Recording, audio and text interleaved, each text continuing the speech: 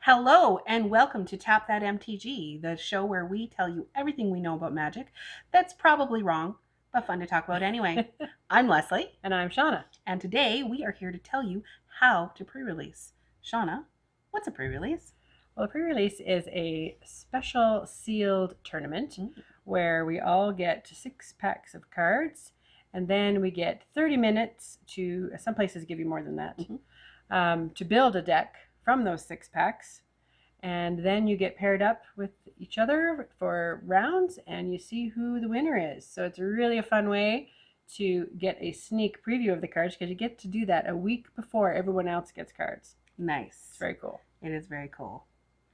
So building a deck, you're going to go to this pre-release. You are ready to sit down and build a deck, but you've never built a deck before. So what do you do?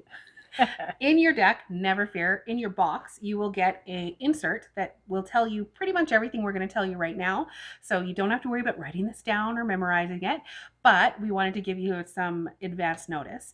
So Wizards recommends that in a sealed deck, you should have between 15 and 18 creatures.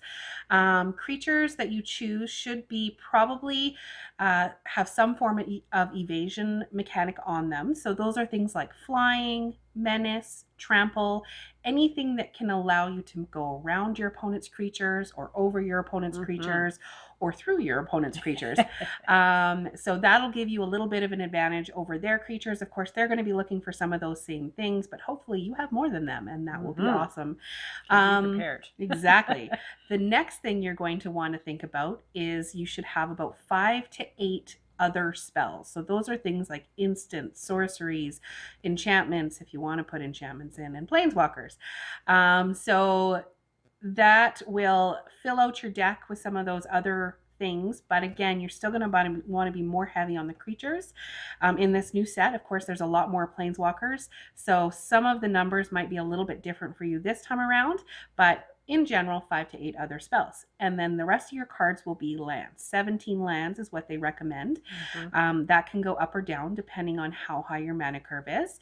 And the most important thing that I cannot stress enough is try to stick to 2 colors and do not build your deck more than 40 cards. It is a minimum 40 cards to build your deck, and you want to stick as close to that as possible, because for every card over 40 that you put in your deck is one card that you may pull when you want to pull that really awesome card that you put in your deck.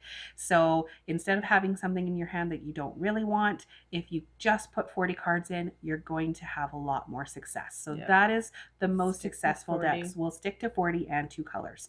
So that is, and then I said something about mana curve. What the heck is that? So mana curve, yes. Mana curve is, you want to have the cost of the cards in your deck, so that mana cost, you want it to be a nice, like numbers wise, a nice bell curve. So that means for cards that cost 1 mana cost, you only want 0 to 2 of those. And then for ones that are 2 mana cost, you want 2 to 4 maybe. And then you get into the 3 and 4 cost, you probably want 6 to 8 of those. And then once you get over that 4 cost into the 5, 6 and up cost, you only want a couple of those. So not too many, because you want that curve there to make sure that you get out as much as you can, as fast as you can. So 2 to 3 cost, or sorry, 2 cost to 3 cost, more of those? Yes, definitely. Definitely more of those, because you want that. You got to get those out, and you got to be able to stay on mana curve is what we always talk about. Yeah. Cool. So you should be able to now go sit down at your local game store and build a perfect deck. We have faith in you. We know you can do it. However, there are also things that you might want to do ahead of time that I know Sean and I really like to do that help us prepare and maybe give us a little bit of an edge when we go to pre-release. So the first thing, of course, is looking at spoilers. It is spoiler season. You have probably had the chance to see many, many videos with all kinds of cards. If you follow any Magic things on Twitter or Instagram, you have seen lots of cards already put out there. Wizards did a really great thing this time, and they released some of those preview cards to content creators and allowed them to release them and spoil them for us. So it's been neat to kind of follow new people and find new cards that way. The site that I like to go to that will probably start releasing about a month before pre-release is mythicspoilers.com or mythicspoiler.com. Links will be down in our description below. So take a look at that. The nice thing about this site is that it has them all in order by date if you want to sort them by that, or you can sort them by color, but it's just one compilation of everything from all over the internet.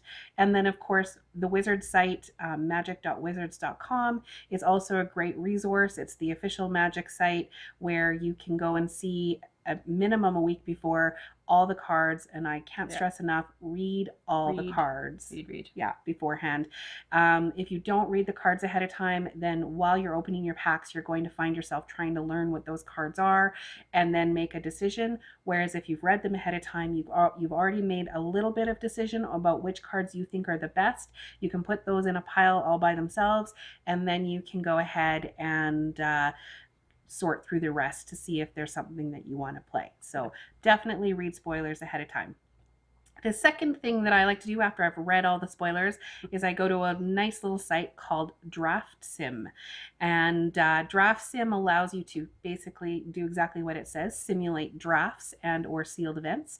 So you can go on there and say, I want to do a sealed event for War of the Spark, and it will open up 6 packs for you and give you cards at random, and you can click on them and choose a deck of 40 cards, because you're not going to choose more than 40 cards. That's right. And see how well you can put a deck together. And the cool thing that I like to do is I like to choose what I like, and then I will get rid of all of those, and I'll click the little button that says complete my deck for me, and see what the computer would have put together and see how close I was, or if I made some of the same decisions. Or if you do a bunch in a row of computer generated ones, you can kind of see which ones are always being put together and what colors you might want to look for. But you'll also get an idea of which cards are always being picked. So then you know what to pick when you open up your packs. So 3 sites that I really like. Yeah. What do you like? I highly recommend a YouTuber named Dev, who is Strictly Better MTG. So definitely check out his videos for the month before the pre-release. He does 2 or 3 videos a week talking about all the cards that come out every day, and he does a really awesome job talking about how good those cards are for sealed, whether he thinks they'll be a good card in sealed. And then just before the pre-release, he actually does a whole video that talks about what the best cards are for pre-release in his opinion. And he's really fun to watch and a really great guy all around. So definitely, we love you, Dad. Yes, and your cats. Yes, and your kitty cats. Definitely watch him. And then right before the pre-release too, I always check out LSV's blog post, Louis Scott-Vargas, and he is a pro player, and he does a complete breakdown of all of the cards in the new sets and he rates them specifically about how good they are for a limited sealed event. And he in particular focuses on a lot of the commons and uncommons that are good to have in your deck. So yes, you're going to want those mythics and rares, but you're not going to get very many of those. You're going to get a lot of commons and uncommons. So to me, those are the really important ones to figure out which ones you're going to want as the tools of your decks, because that's what you need. That's how you're going to win. That's how you're going to win. Yeah. Fantastic. Yeah. Well, that's our show for today, the quick and dirty of it. Remember, if you liked it, please click that like button and subscribe to us. If you want to share, please share it with everybody you know. Right. Most of all, thanks for spending your time with us today. And until next time, please tap some of those magic cards and have fun doing it. See you guys.